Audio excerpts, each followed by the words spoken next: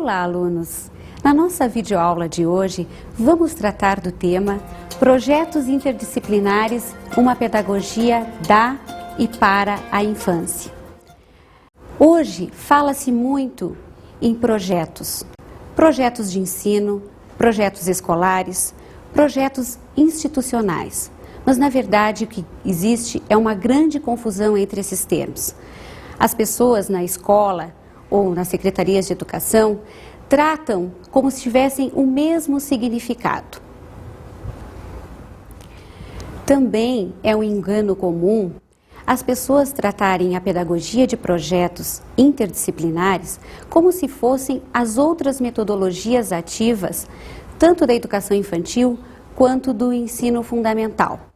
Metodologias ativas como centro de interesses, temas geradores ou currículo por atividades são pensados como se fossem pedagogia de projetos, ou seja, a escola continua trabalhando com centros de interesse e com globalização de conteúdos, mas acaba denominando essa prática de pedagogia de projetos interdisciplinares.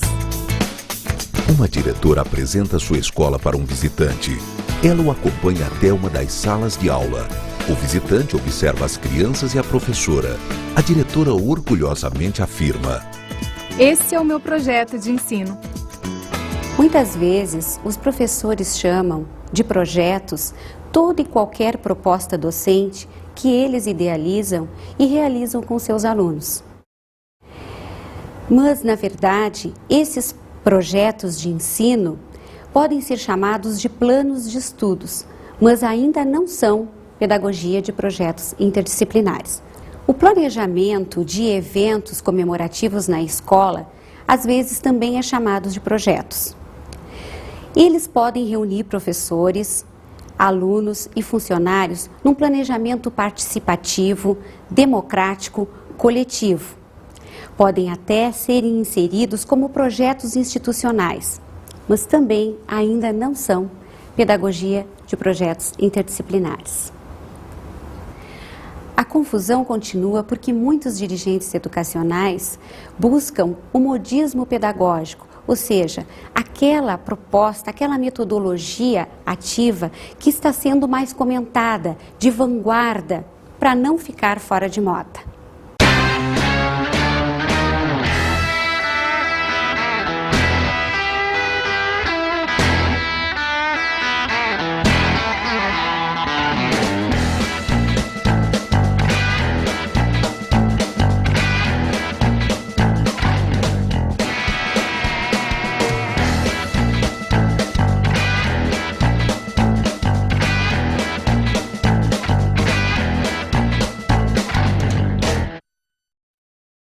A pedagogia de projetos interdisciplinares não é um modismo pedagógico. Ele não vem para revolucionar a escola e superar tudo que a escola já fez até então. Sua história, sua didática, sua prática com professores, alunos e comunidade escolar. Não é que nem aquele comercial de produto de limpeza em que a dona de casa se vê convencida pelo vendedor a substituir os seus produtos que já usava convencionalmente por um novo revolucionário que vai substituir com grande vantagem todos aqueles que ela utilizava antes. Para que não nos frustremos com expectativas além do alcance da pedagogia de projetos interdisciplinares, é importante que nós conheçamos a fundo o que é a pedagogia de projetos e como aplicá-la na escola, para que a gente não faça uma prática impensada, sem reflexão, sem o estudo. Porque sendo assim, ela vai esmorecer ao longo do ano e logo vai ser substituída por uma nova prática pedagógica em voga, sem criar tradição na escola. Por isso, agora vamos conhecer um pressuposto teórico dos mais importantes para entendermos a pedagogia de projetos, que é a concepção de infância. Sempre que desenvolvemos um protótipo, tanto na indústria de produtos quanto na indústria cultural, nós pensamos no público-alvo, no consumidor.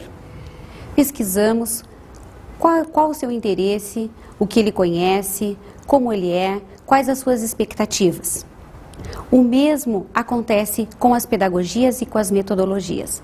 Elas também são pensadas para um público-alvo.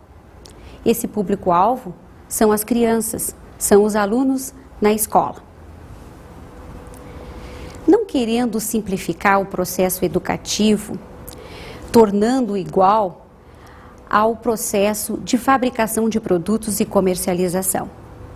Mas, na verdade, as metodologias se pautam numa ideia de infância, de criança, de como ela aprende e de como ela deve ser educada. O problema é que existem diversas formas de encarar a criança e sua infância. Portanto, existem várias formas também de pensar a sua educação, a forma de ensinar, a forma de avaliar, como abordar um novo conteúdo. As concepções de infância foram sofrendo transformações ao longo do tempo. Algumas práticas sociais da sociedade adulta em relação à criança foram se extinguindo. Outras permaneceram até os dias de hoje sob diferentes formas e outras ainda foram se agregando com o desenvolvimento da filosofia, da educação, da ciência e da tecnologia.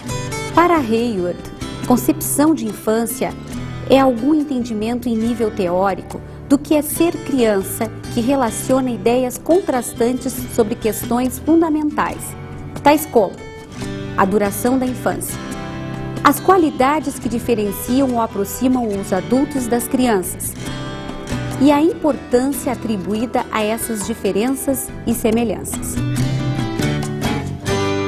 Assim, a concepção de infância são as expectativas que a sociedade adulta tem em torno das capacidades das crianças.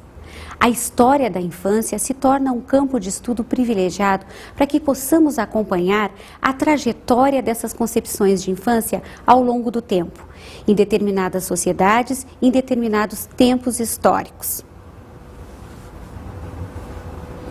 Então agora vamos conferir uma amostra de imagens que vai apresentar a importância do estudo da história da infância para que possamos entender como essa concepção foi se transformando. Houve épocas em que a mortalidade infantil era encarada com naturalidade, pois as crianças eram vistas como seres frágeis.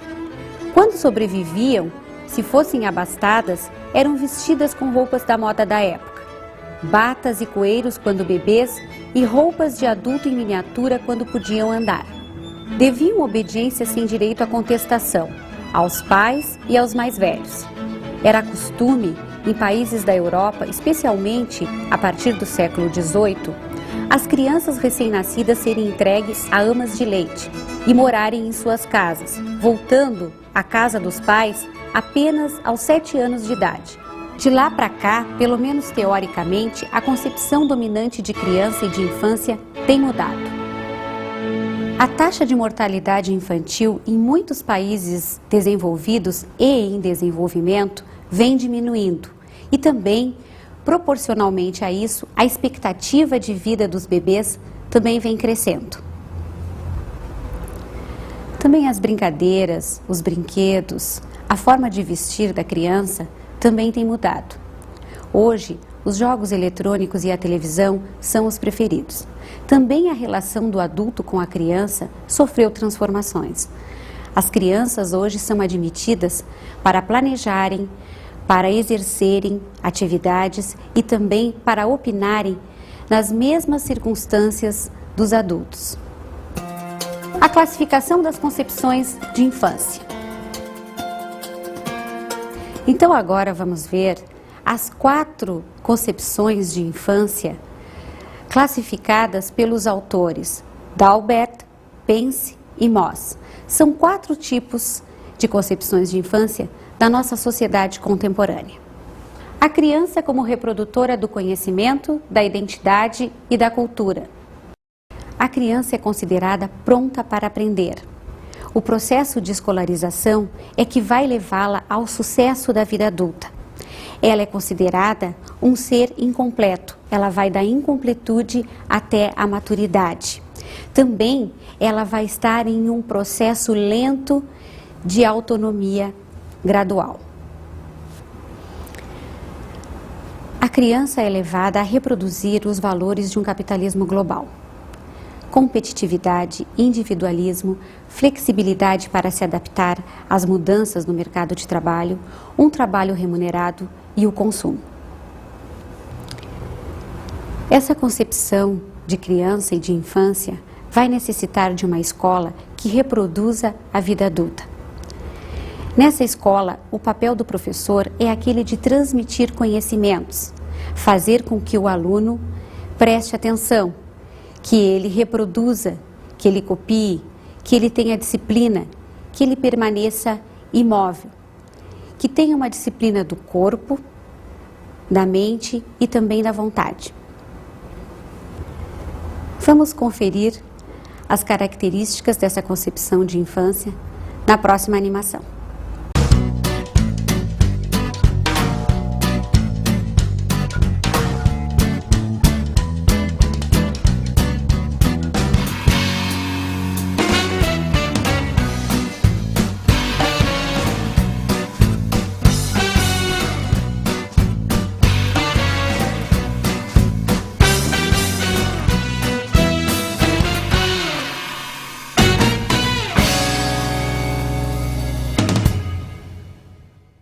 Podemos perceber na animação que a cultura escolar se sobrepõe à cultura de infância.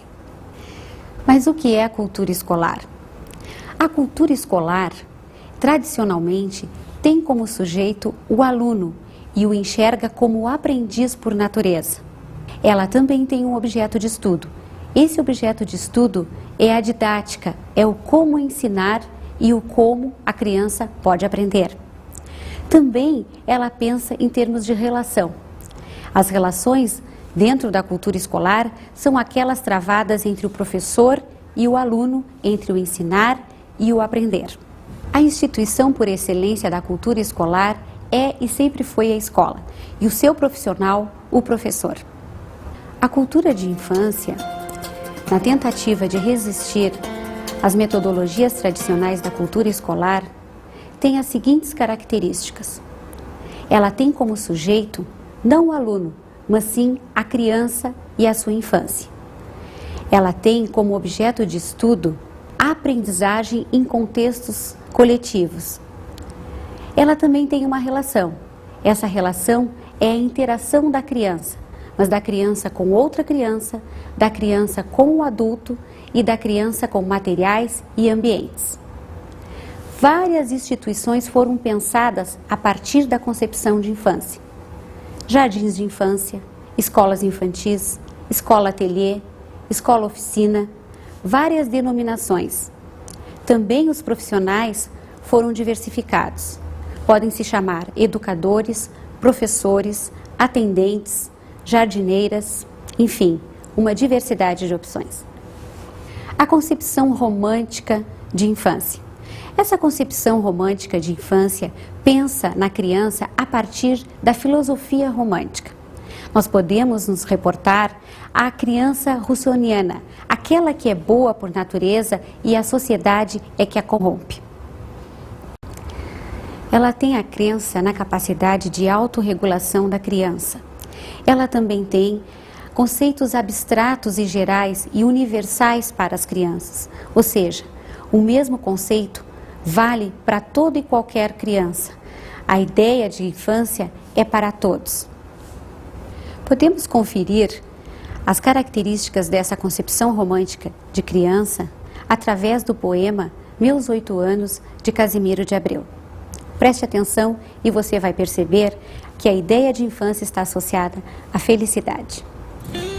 Oh, que saudades que tenho da aurora da minha vida, da minha infância querida, que os anos não trazem mais.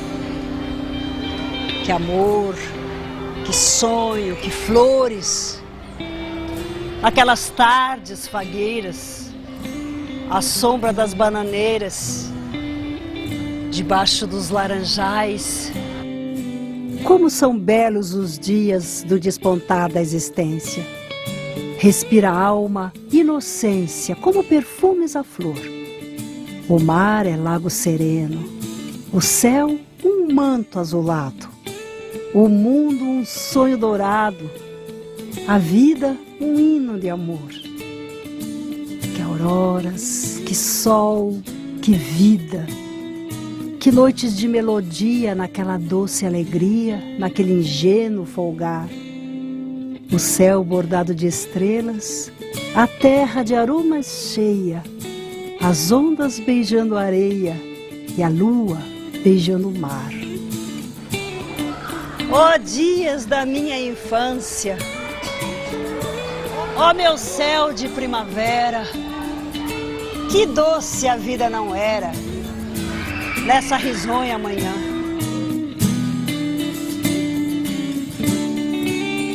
Percebemos que as qualidades da infância estão ligadas à inocência, à pureza, ao coração aberto e também às vivências junto à natureza. Podemos acompanhar que ao longo do século XX, os conceitos científicos tiveram grande influência nas mudanças das concepções de infância. E daí nós teremos a concepção científica de infância, incrementadas pela medicina e pela psicologia do desenvolvimento infantil.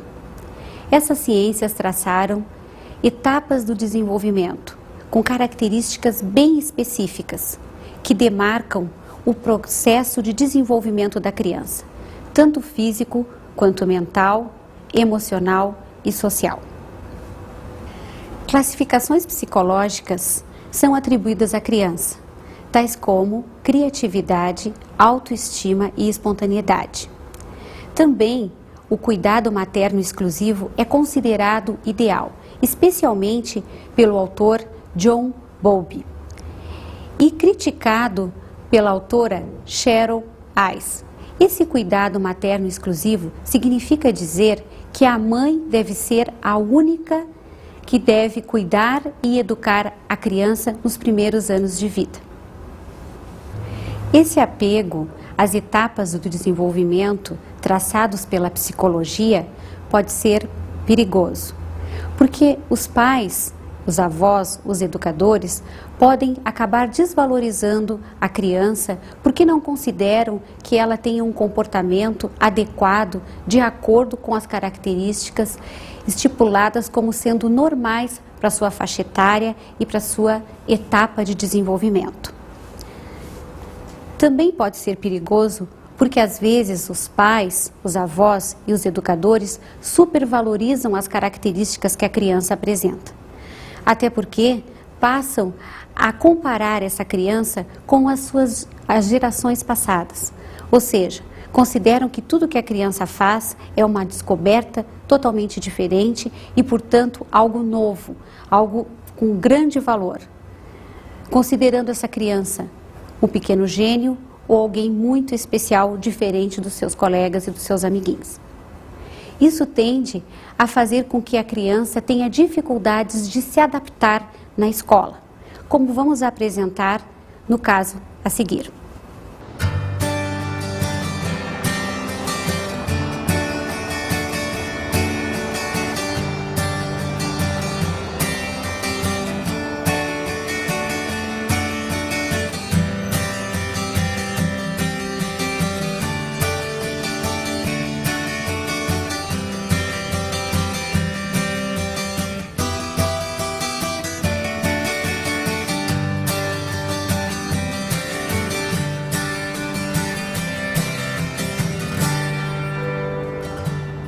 Eu não sei, eu acho que o meu filho ele não vai se adaptar nessa escola, porque as outras crianças elas são muito infantis em relação ao meu menino.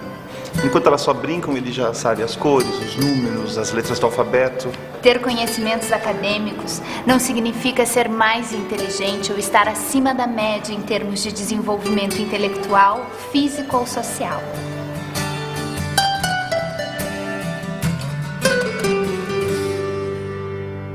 Observem que a professora teve que ter argumentos para convencer o pai que o seu filho é tão inteligente quanto as crianças da sua idade. Os professores devem estar preparados, porque muitos casos iguais a esse vão aparecer em sua sala de aula. Confira a animação.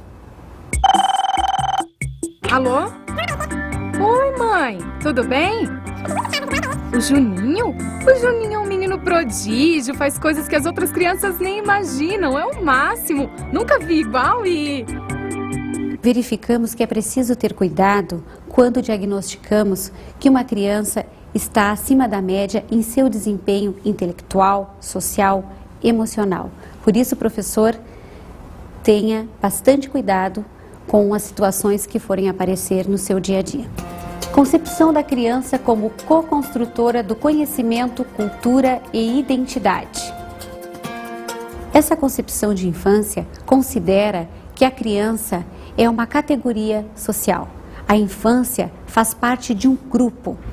Esse grupo se constrói a partir da história, da etnia, da cultura, da sociedade, dos gêneros. Ela é construída também pela criança e para a criança. Então não podemos considerar que existe uma infância, mas sim as infâncias situadas, localizadas, histórica e culturalmente. Também essa concepção de infância não considera que o cuidado exclusivo materno seja o ideal para a criança, mas sim que ela precisa desde muito cedo estar inserida na sociedade, através das escolas infantis e outras instituições, a ampliação da família nuclear, enfim, o contato com outras crianças, crianças da mesma idade, crianças mais velhas e também adultos. As crianças são consideradas sujeitos de direitos, são consideradas cidadãs, fazem parte da família, mas também são separadas dela. Têm seus próprios interesses, suas necessidades, suas vontades. É justamente fundamentada nessa concepção de infância como co-construtora do seu conhecimento, da identidade e da cultura, que a pedagogia de projetos interdisciplinares vai se fundamentar. Porque ela vai partir do interesse da criança, daquilo que a criança acredita ser necessário para ela, e não o adulto. Não é mais aquela escola voltada ao adultocentrismo, e sim voltada à criança. O centro é a criança, suas necessidades e seus interesses.